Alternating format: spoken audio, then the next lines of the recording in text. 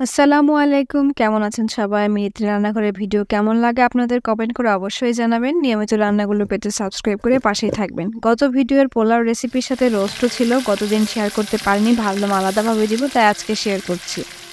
আজকে রেডি মসলা দিয়ে রোস্ট করেছি। এত অল্প সময়ে ঝটপট রান্না হয়ে যায়। যারা কখনো রান্না করেননি বা নতুন শিখছেন তারাও রান্না করতে পারবেন। প্যাকেটে সব লেখাই থাকে এবং এক প্যাকেটে সব মশলা মিক্স থাকে। শুধু পেঁয়াজ, বেরেস্তা, তেল আর টক দই প্রয়োজন। টক দই হাতের কাছে ছিল না, এজন্য গুঁড়ো দুধ সস একসাথে মিক্সড করে ফেটে নিয়েছি।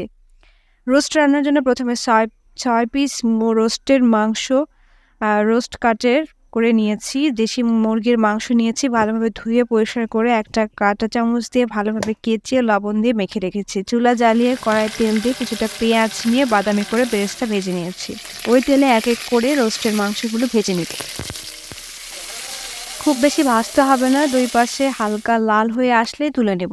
সবগুলো ভাজা হলে তেলে পেঁয়াজ দিয়ে কিছুটা পেঁয়াজ ভাজা হলে রেডি রোস্টের মশলা অর্ধেক পরিমাণ দিয়ে দিব, কারণ পুরো মশলা 1 কেজি মাংসের জন্য।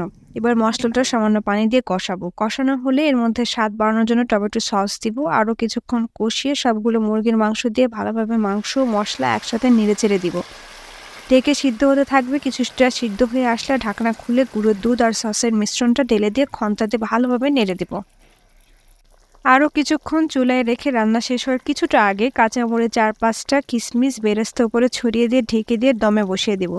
10-15 মিনিট পর নামিয়ে পরিবেশন করব। ব্যাস, খুব সহজে চটজলদি তৈরি হয়ে গেল মজাদার, কোনো ঝামেলা ছাড়া রেডি মশলায় দেশি মুরগির মাংসের রোস্ট। পোলাও দিয়ে রোস্ট আর কিছু লাগে না। হাতে কম সময় থাকলে, হাতের কাছে তেমন কিছু রেডি না থাকলেও এই রেডি মশলা দিয়ে চটপট তৈরি করে নেওয়া যায়। আজ এ পর্যন্ত, এখানেই বিদায় নিতে হচ্ছে। তবে আবারও হাজির হব নতুন কোনো রান্না নিয়ে। সবাই ভালো থাকবেন। আল্লাহ হাফেজ।